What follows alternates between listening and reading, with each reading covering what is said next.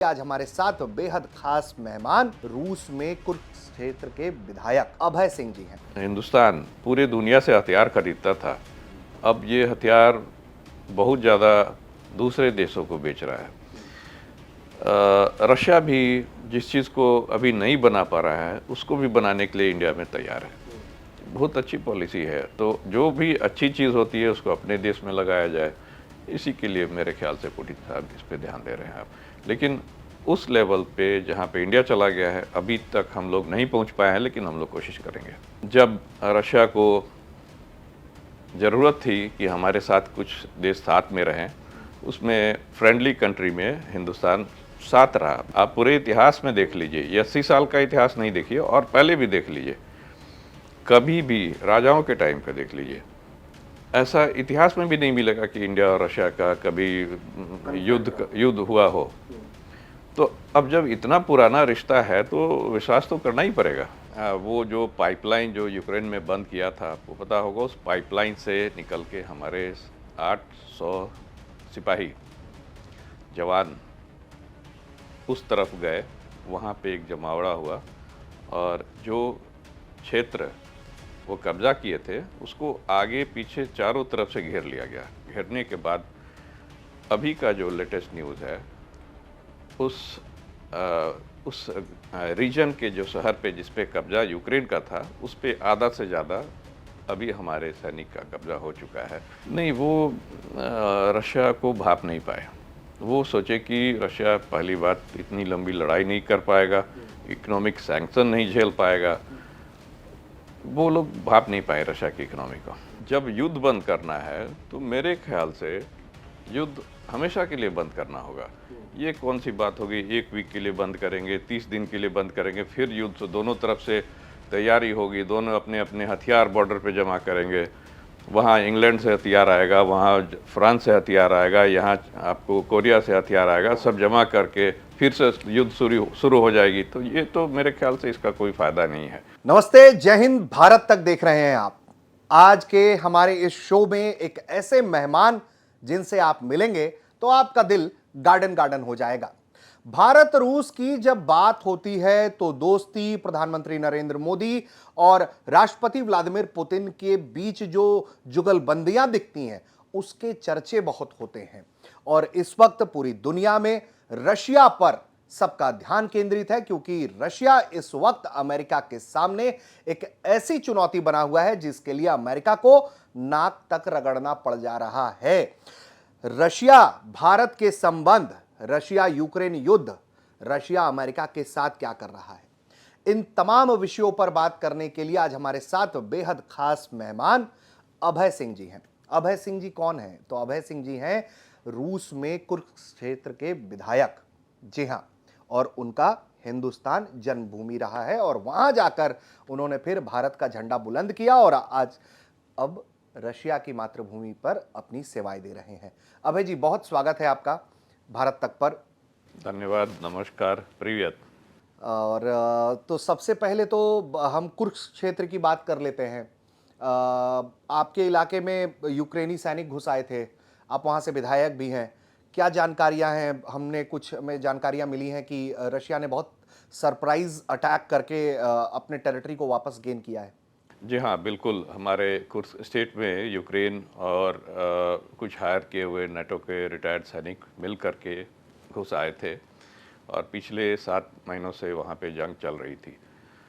अभी 1-2 दिन पहले का जो अभी स्थिति है, वो जो पाइपलाइन जो यूक्रेन में बंद किया था, आपको पता होगा, उस पाइपलाइन से निकल के हमारे 800 सिपाही जवान उस तरफ गए, वहाँ पे एक जमावड़ा हुआ और जो क्षेत्र वो कब्जा किए थे उसको आगे पीछे चारों तरफ से घेर लिया गया। घेरने के बाद अभी का जो लेटेस्ट न्यूज़ है, उस रीजन के जो शहर पे जिस पे कब्जा यूक्रेन का था, उस पे आधा से ज़्यादा अभी हमारे सैनिक का कब्जा हो चुका है।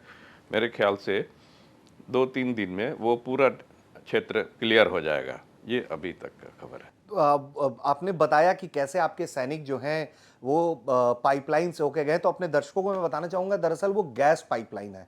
गैस पाइपलाइन के रास्ते में क्रॉल करते हुए, बेंड होते हुए एक लंबा उन्होंने पैदल क्रॉलिंग करते हुए वो वहां तक पहुंचे और ये एडवांस किया है।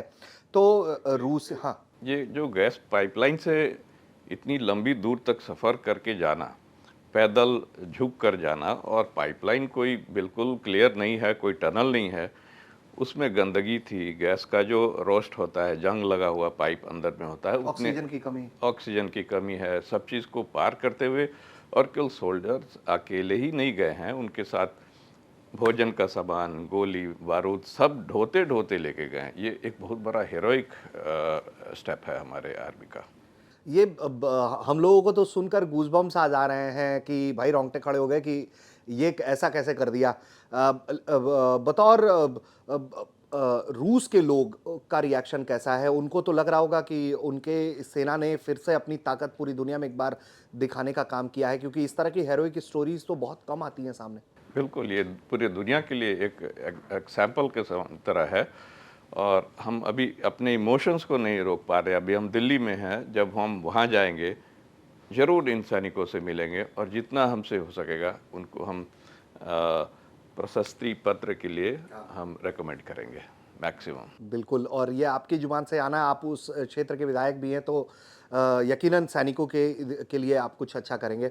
अभय जी, अमेरिका जो है बहुत अग्रेसिव तरीके से सामने आया यूक्रेन को लेकर। जो हुआ फियास्को आपने देखा कि किस तरीके से वोल्दिमीर जेलेंस्की के साथ ट्रंप की जो नोकझोंक हुई, जेडी वेंस की नोकझोंक हुई।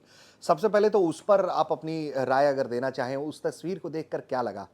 उस तस्वीर को देखने के बाद हमारा यही ओपिनियन आया कि जो यूक्रेन के राष्ट्रपति जेलेंस्की हैं, वो किसी भी टेबल टॉक्स के लिए तैयार नहीं है, किसी भी एग्रीमेंट के लिए अभी वो लोग तैयार नहीं हैं। जब टॉक्स की बात होती है, वो अपने छोटे अफसर को भेज देते हैं जो कोई डिसीजन मेकर नहीं होते हैं। उनका एक ही रटना है, आप मेरे को पैसा दो, आप मेरे को हथियार दो, आप मेरे को युद्ध रोकने का उनका कोई मंशा ही नहीं है। ये मेरा यही विचार बना इसके बाद। तो ये तो अब तो अमेरिका ने आखिरकार उनको दबोच ही दिया। अब वो तो कह रहे हैं कि 30 दिन के लिए युद्ध रोक लेंगे। अब अमेरिका रशिया से बात करेगा। खबरें हैं कि राष्ट्रपति पुतिन से बातचीत करेंगे राष्ट्रपति ट्रंप। देखिए, बातचीत तो बहुत अच्छी बात है, बात होगी, दोनों तरफ से इसका इंतज़ार हो रहा है, लेकिन जब युद्ध बंद करना है तो मेरे ख्याल से युद्ध हमेशा के लिए बंद करना होगा। ये कौन सी बात होगी, 1 वीक के लिए बंद करेंगे, 30 दिन के लिए बंद करेंगे, फिर युद्ध तो दोनों तरफ से तैयारी होगी, दोनों अपने अपने हथियार बॉर्डर पे जमा करेंगे। वहाँ इंग्लैंड से हथियार आएगा, वहाँ फ्रांस से हथियार आएगा, यहाँ आपको कोरिया से हथियार आएगा, सब जमा करके फिर से युद्ध शुरू हो जाएगी। तो ये तो मेरे ख्याल से इसका कोई फ़ायदा नहीं है। ये मेरा अपना ओपिनियन है। अगर इस पे ऐसा विचार हो कि अभी स्टॉप कीजिए, जो जैसा है वैसा रहेगा, हम मेरे ख्याल से तैयार हैं हम लोग। अच्छा, तो मतलब रशिया जहां तक एडवांस कर गया है, वो उस इलाके से तो पीछे नहीं हटेगा रशिया। ये जैसे आपने 2 शब्द में कहा, मुझे अचानक से आपकी जब बात पे पुतिन का चेहरा दिखाई देने लगा। नहीं, देखिए, हम तो राष्ट्रपति नहीं हैं, हम छोटे से पॉलिटिशियन हैं, लेकिन जिस क्षेत्र को प्राप्त करने के लिए हमारे नागरिकों, हमारे सैनिकों का खून बहा है, उनके खून को बर्बाद करके वापस करना ये कोई बुद्धिमानी नहीं होगी। अच्छा, रूसी नागरिक अमेरिकन्स को कैसे देखते हैं? देखिए, समय तो बदलता रहता है। एक समय था जब अमेरिकन को अच्छे इन्वेस्टर की तरह हमारे देश में देखा जाता था, एक अमीर देश की तरह देखा जाता था, लेकिन अभी का जो सिचुएशन है पिछले 3 साल से, और उनका जो फॉरेन पॉलिसी है, नॉट ओनली अबाउट यूक्रेन, जो वो जॉर्जिया में करते हैं, जो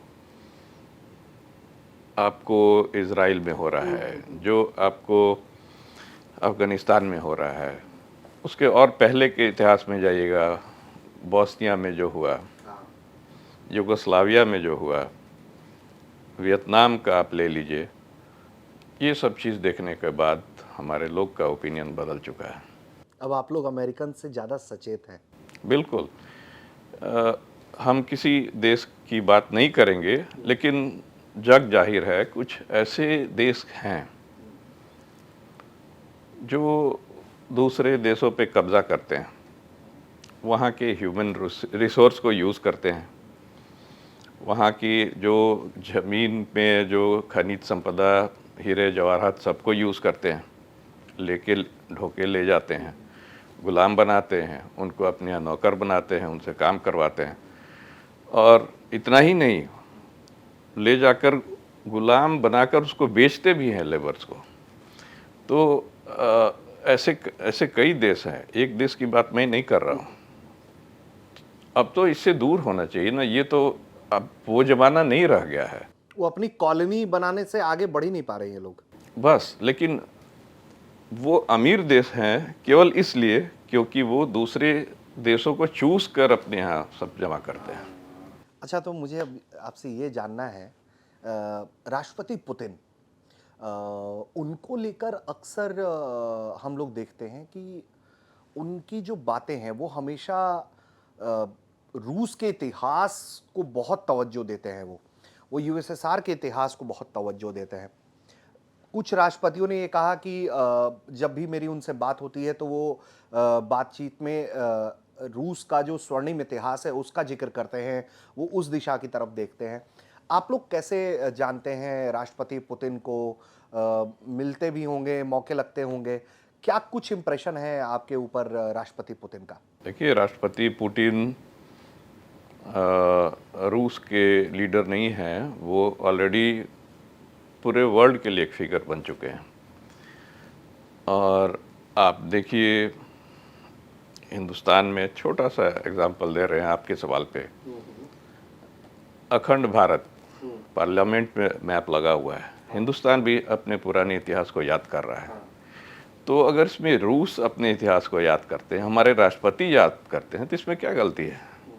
क्योंकि पुराना जो रूस है उसको एकत्र करने में कितनी तीरें लगी होंगी, कितनी तलवारें कटी होंगी, कितने सर कटे होंगे, उसको जस्ट ऐसे ही किसी अमेरिकन पॉलिसी के चलते भुला देना, छोड़ देना, ये अच्छी बात नहीं है। आपने जब ये बात कही तो मुझे लगता है कि इसीलिए भी जो यूरोपियन नेता हैं वो भी थोड़ा पुतिन से इसलिए ही बच के चलना चाहते होंगे कि क्या पता जब ग्रेटर रशिया, वो जो अखंड रशिया की बात होती है, तो उनको भी ये लगता होगा कि रशिया कल को बढ़ेगा तो फिर कल को वो भी उनके जद में आ जाएंगे। और कुछ ऐसे देश हैं जिनके साथ तो संबंध बिल्कुल रूस के जो सीमा से लगते हुए इलाके हैं वहाँ खटास पर है। देखिए, कभी रूस के इतिहास में यूरोप हमारा पार्ट कभी नहीं रहा है। यूरोप जैसे थे, फ्रांस था, फ्रांस रहेगा, जर्मनी है, जर्मनी रहेगा, इटली है, कोई उनको तंग नहीं कर रहा, कोई उनको टच नहीं करने जा रहा है। लेकिन जहाँ तक हमारे पुराने टेरिटरी, जैसे यूक्रेन में कई ऐसी शहरें हैं, खारकव हुआ फॉर एग्जांपल मैं बता रहा हूँ, ऐसे कई शहरें हैं जिनको हमारी रानी कैटेरिना ने ही बसाया था, ज़ीरो से शुरू किया था हमारी रूस की रानी ने। इतना ज़्यादा उस पर सोर्सेज लगे होंगे, उनका एक सपना होगा, उसको पूरा किया, उसको छोड़ देना मेरे ख्याल से ये बुद्धिमानी नहीं होगी। तो बहुत इंटेंस है ये बात, और आप समझ सकते हैं कि अभय जी जब बात बता रहे हैं तो यहाँ मैं बैठ के इस बात को समझ पा रहा हूँ कि वो जो विजन है वो बहुत बड़ी भूमिका किसी भी रिश्ते में निभाता है। थोड़ा सा अब हम आगे बढ़ेंगे और हम बात करेंगे जहाँ बैठे हुए हैं उस देश की, और रशिया की। भारत रूस के रिश्ते क्या लग रहा है, बढ़ते चले जा रहे हैं, या अमेरिका जिस तरीके से या यूरोपीय देश जिस तरीके से भारत पर इन दिनों डोरे डाल रहे हैं, हथियार बेचना चाह रहे हैं, कैसे देखते हैं आप इन चीज़ों को? देखिए, भारत और रूस का जो रिश्ता है, आज़ादी के बाद से रशिया में द्वितीय विश्व युद्ध के बाद से जो हमारा जो थोड़ा सा टच हुआ, उसके बाद से जो रिश्ता है ना, वो ग्राफ ऊपर ही चला जा रहा है और हर बार वो दोस्ती की तरफ बढ़ रहा है। अब इस बात को मैं याद नहीं चिल्लाना चाहता, वो 7वां बेरा, 8वां बेरा, 71 की मैं बात नहीं कर रहा हूँ, चलिए वो तो सब लोग अब जानते हैं। लेकिन आज के दौर में जब रशिया को ज़रूरत थी कि हमारे साथ कुछ देश साथ में रहें, उसमें फ्रेंडली कंट्री में हिंदुस्तान साथ रहा। भले ही ओपनली नहीं बोला कि आई एम विथ रशिया, लेकिन एक तरह से देखा जाए तो रशिया के साथ खड़ा है हिंदुस्तान। तो मेरे ख्याल से बहुत बड़ा कदम है हमारे हिंदुस्तान के जो प्रधानमंत्री जी का, राष्ट्रपति का, जो भी जिनका भी डिसीजन मेकर लोग हैं उनका। तो मेरे ख्याल से ये अच्छा ही तरफ जा रहा है हमारा दोनों देशों का रिलेशन। अभय जी, आपने कहा कि आप सातवां और आठवें बेड़े पे आप ज़्यादा जोर देकर नहीं कहना चाहते हैं, लोगों को याद है। अभी मैं आपको बताता हूँ कि हाल ही में एक कार्यक्रम में भारत में जो रूस के दूतावास के राजदूत हैं, वो उनका आना हुआ एक कार्यक्रम में। उनसे पूछा गया कि भारत चीन में किसका पक्ष लीजिएगा आप। तो उन्होंने कहा कि हम चाहते हैं कि दोनों देशों के बीच में विश्वास बढ़े, और उन्होंने कहा कि आपको ये नहीं भूलना चाहिए कि रूस ने हमेशा भारत का ही एक तरीके से पक्ष लिया है, क्योंकि 71 में रूस खुलकर भारत के पक्ष में था। तेल खरीद को लेकर बहुत आलोचना हुई भारत की। आपको भी मालूम ही होगा कि रशिया से तेल का कारोबार हो रहा है, क्यों इतना ले रहा है, और यूरोप और अमेरिका सब हल्ला करते रहे कि बहुत आप लोग ये कर रहे हैं, वो कर रहे हैं, और इंडिया तेल लेता रहा। आपने सुना ही होगा भारत के विदेश मंत्री जयशंकर साहब को भी, उन्होंने भी कहा कि भाई हमको लेक्चर मत दीजिए आप लोग, हमको मालूम है कि हमको क्या करना है। ये सब जब अब आप इंडिया के इस स्टैंड को सुनते हैं कि बहुत अग्रेसिवली इस तेल प्रोक्योरमेंट्स को या हथियार के डील्स को इंडिया जब डिफेंड करता है पूरी मजबूती के साथ, या एडवांस करता है कि आप हमको मत सिखाइए, वो कॉन्फिडेंस आता होगा रिश्तों में ना कि हाँ, मतलब कि हम भी जिस दिशा में देख रहे हैं, इंडिया भी उसी चश्मे से देख रहा है भारत रूस के रिश्ते को।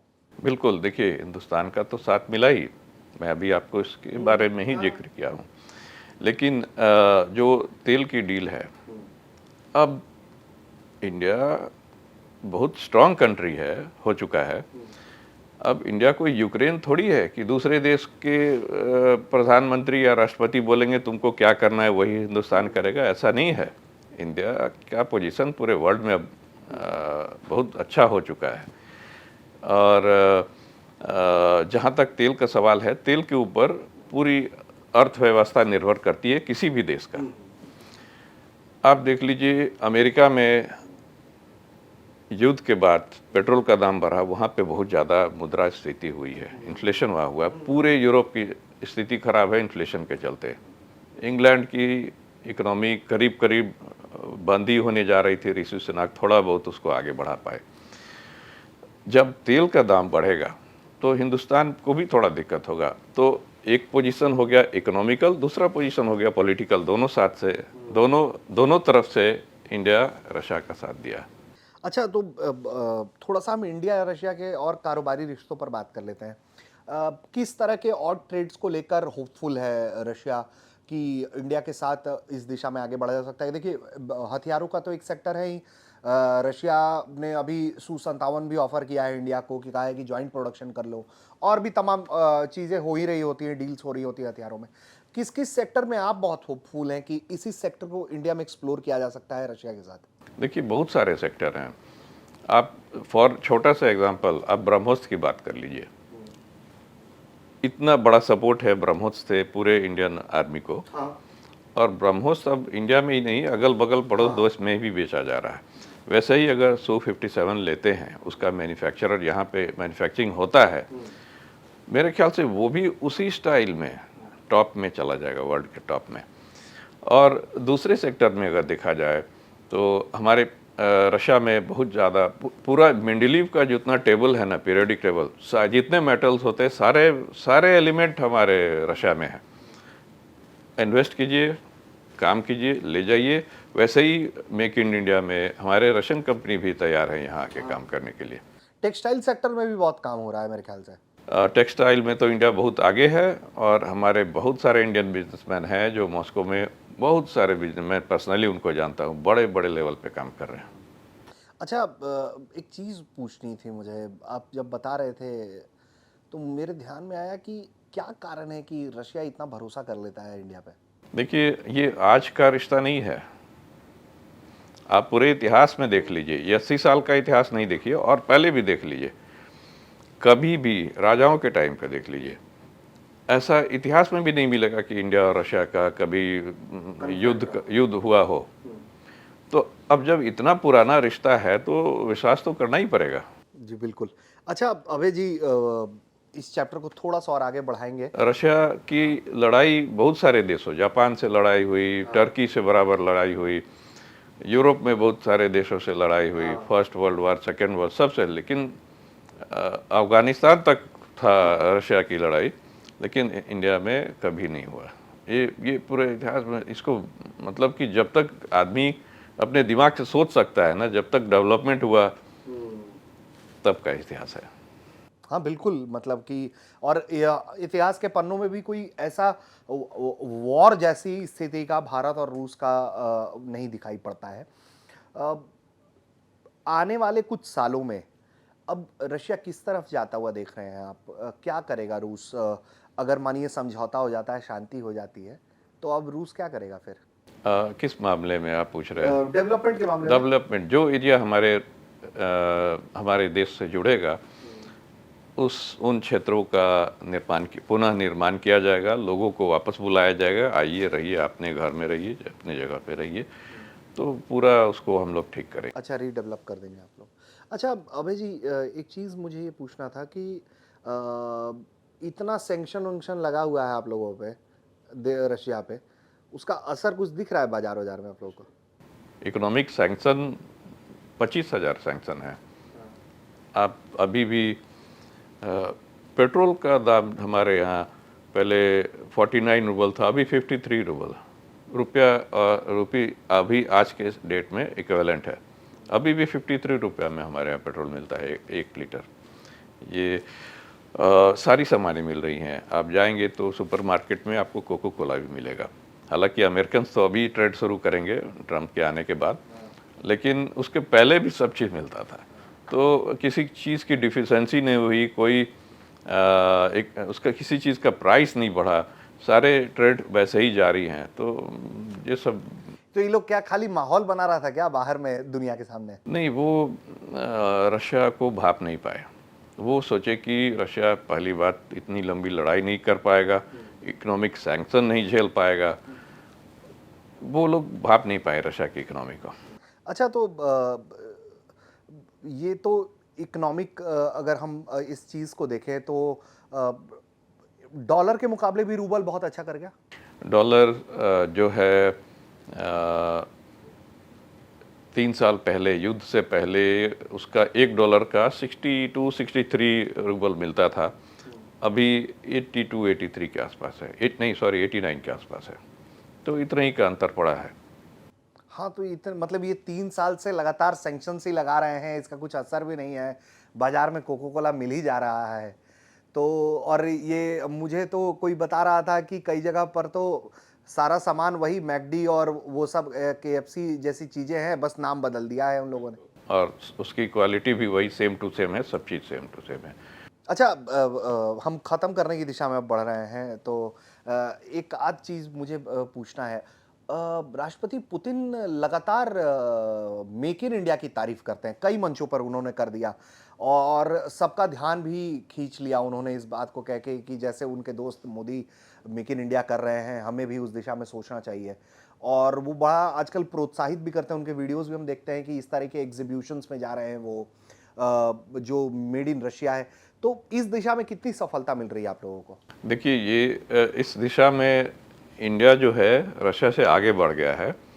ये मोदी जी का बहुत अच्छा पॉलिसी है। मेक इन इंडिया के चलते जो हिंदुस्तान पूरे दुनिया से हथियार खरीदता था, अब ये हथियार बहुत ज़्यादा दूसरे देशों को बेच रहा है। रशिया भी जिस चीज़ को अभी नहीं बना पा रहा है, उसको भी बनाने के लिए इंडिया में तैयार है। बहुत अच्छी पॉलिसी है, तो जो भी अच्छी चीज़ होती है उसको अपने देश में लगाया जाए, इसी के लिए मेरे ख्याल से पुतिन साहब इस पे ध्यान दे रहे हैं आप। लेकिन उस लेवल पे जहाँ पे इंडिया चला गया है, अभी तक हम लोग नहीं पहुँच पाए हैं, लेकिन हम लोग कोशिश करेंगे। अच्छा अभय जी, बस एक दो और सवाल आपसे लूँगा। आपकी जन्मभूमि हिंदुस्तान, कर्मभूमि रशिया। आप बन गए वहाँ विधायक। क्या भारत में विधायक बनना आसान है या रूस में विधायक बनना आसान है? देखिए, जो जिस जमीन पे कर्मभूमि और जन्मभूमि, इसको कभी जब हम अपनी भाषा में हम जब बोलना चाहते हैं, दो माँ होती हैं। कभी कभी किसी किसी लोगों की दो माँ होती है। एक माँ जो बायोलॉजिकल जन्म देती है, दूसरी माँ जो पाल पोस के बड़ा कर देती है। तो हमारे तो ग्रंथों में है। हाँ, तो रशिया वो हमारी माँ है जिसने हमें पाला पोसा बड़ा किया। वहाँ के लोगों ने मेरे को एक्सेप्ट कर लिया और सब चीज़ मेरे को वहाँ दे दिया। तो मेरे लिए कोई डिफरेंस नहीं है, दोनों माँ मेरे लिए बराबर है। गुस्सा आता है आपको? कभी कभी तो हिंदी में बोलते हैं कि आप रूस की भाषा में डांट लगा देते हैं। दोनों लैंग्वेज में भी निकल जाता है। अच्छा। और अगर भारत जैसे आते हैं टाइम निकाल के आप अपने काम से, क्या पसंद है आपको भारत आके करना? देखिए, भारत हम चाहते हैं जब यहाँ आए, सबसे पहले मोबाइल बंद कीजिए, शांति से चले जाइए, आम वाम के बागीचे में घूमिए, गंगा नदी के किनारे जाइए, यहाँ पे रोड की ट्रैफिक को देखिए, उसमें भी मज़ा है, अपना मज़ा है, हिंदुस्तान का मज़ा है। मैं चाहता हूँ कि रोड पे जैसा मैं टीन एज में यहाँ रहता था, हवाई चप्पल पहन के कहीं चले जाते थे, वैसा ही मैं चाहता हूँ। उसमें पूरा मज़ा आता है। कभी ये आनंद ले पाते हैं? अब तो सिक्योरिटी इतना रहता है बड़ा। हाँ, अभी थोड़ा मुश्किल है, लेकिन हमारी इच्छा हमेशा होती है, मौका मिलते ही हम इसको यूज़ करते हैं। अच्छा, खाने में क्या पसंद है इंडिया के? सब चीज़ खाते हैं, तंदूर, चिकन तंदूर, बिहार का जो है इस बार गए थे, अभी ट्राई किए हैं, जो मटन बनाता है हाड़िया में। ओहो। अच्छा, तो ये सब आपको पसंद है? बिल्कुल। और वहाँ भारतीय भोजन करते हैं या अपना जो वहाँ का कल्चर है वो उसी का? मैक्सिमम हमारा इंडियन ही भोजन होता है, कभी कभी बाहर रहने पे हम वहाँ भी लोकल खाना भी खाते हैं। अच्छा, तो मुझे ये बताइए, एक लास्ट सवाल है बस। भारत और रूस दोनों एक साथ, अभय सिंह की नज़र में भारत रूस क्या है? देखिए, जब भारत और रशिया का बात हो रहा है, हम चाइना को नहीं छोड़ सकते हैं। अभी हमारा एक इंटरव्यू ग्लोबल टाइम्स में भी आएगा, और जिसमें हमने आह्वान किया है कि रशिया, चाइना और इंडिया तीनों को अपने बॉर्डर्स के सारे मसला को ख़त्म करके एक ऐसा ग्रुप बनाइए, आपस में ट्रेड करिए हमेशा के लिए। एक लास्ट, हाँ, थोड़ा ले लिया, थोड़ा दे दिया, एक फाइनल लाइन बनाइए, उसके बाद ट्रेड कीजिए, उसके बाद देखिए पूरे दुनिया में क्या मजा आएगा। जिस मजे की आप बात कर रहे हैं, उस मजे ने ट्रंप की नींदें उड़ा रखी है। वो बार रोज धमकी दे रहे हैं कि डॉलर के खिलाफ कुछ किया तो ठीक नहीं होगा। आप भूल जाइए, आप सोच के देखिए, तीनों देश अगर ओपन ट्रेड कर रहे हैं, उसके बाद क्या मजा आएगा। ये तो अमेरिका, यूरोप, ये लोग तो एकदम पर्सपेक्टिव के बाजार से बाहर हो जाएंगे ये लोग तो। देखिए, अब भारत के ऊपर या रशिया के ऊपर विदेशी दूसरे देशों का इंस्ट्रक्शन देना छोड़ दीजिए उस चीज़ को। आप जैसे अमेरिका अपना फ़ायदा देख रहा है, इंडिया को भी अपना फ़ायदा देखना होगा, रशिया को भी अपना फ़ायदा, चाइना भी देखेगा, क्यों नहीं। अच्छा अभय जी, चूंकि चाइना का जिक्र कर दिए इसलिए सवाल बढ़ा दिया मैंने। चाइना को लेकर, रशिया चाइना की जो दोस्ती है, आपको लगता है कि इंडिया को उससे कोई थ्रेट महसूस करना चाहिए या सब एवरीथिंग इज फाइन, और रशिया का चाइना इंडिया के बीच में होना दोनों देशों के लिए बेहतर ही है? मेरे ख्याल से ये बहुत बड़ा प्लस पॉइंट है। इसको यूज़ करना है दोनों देशों को, रशिया और चाइना दोनों इसको यूज़ कर सकता है कि बीच में रशिया है, ताकि वो ज़्यादा एस्केलेट ना हो जाए मामला, चूंकि इंडिया चाइना का तो कुछ कुछ होता रहता है। नहीं, अभी जो हम बोले ना, एक फाइनल लकीर के लिए, कॉन्फ्लिक्ट रशिया और चाइना का भी है बॉर्डर पे। तीनों देश को बैठकर एक फाइनल लकीर करना, ये बहुत ज़रूरी है। और इससे लगता है कि फिर वो डी डॉलराइजेशन भी उस दिशा में बढ़ जाएंगे आप लोग? नहीं, हम नहीं चाहते हैं कि किसी देश, दूसरे, तीसरे, चौथे देश का कुछ हो। अब हमारे सिपाही, हमारे लोग परेशान हैं चाइना से। पाकिस्तान को तो छोड़ दीजिए, जब वो टेंशन खत्म हो जाएगा तो इकोनॉमी के डेवलपमेंट में दिमाग लगेगी ना। सही बात है। लोगों का जीवन स्तर ऊंचा होगा, इकोनॉमी बढ़ेगी, जीवन स्तर ऊंचा होगा। जिनके घर में एसी नहीं होती थी, झोपड़ी में भी एसी लगाना शुरू कर देंगे तो अच्छी बात होगी। तो अभय जी आपने टाइम दिया, बड़ा इसके लिए बहुत शुक्रगुजार हैं हम आपके।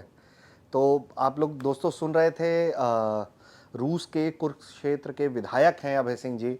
हिंदुस्तान मातृभूमि, कर्मभूमि रशिया है और आज के वक्त में जो हालात चल रहा है रशिया, यूक्रेन, अमेरिका, कुरुक्षेत्र के अंदर, तो उस पर उन्होंने बड़ा विचार से बातचीत किया और साथ में उन्होंने ये भी बताया है कि हिंदुस्तान आते हैं तो क्या पसंद है और क्या करना चाहते हैं वापस जब भी इनको फुर्सत मिलता है। तो उम्मीद करते हैं कि आपको ये बातचीत पसंद आई होगी। आपको बातचीत कैसी लगी ज़रूर कमेंट करके बताइए। देखते रहिए भारत तक। नमस्कार, जय हिंद।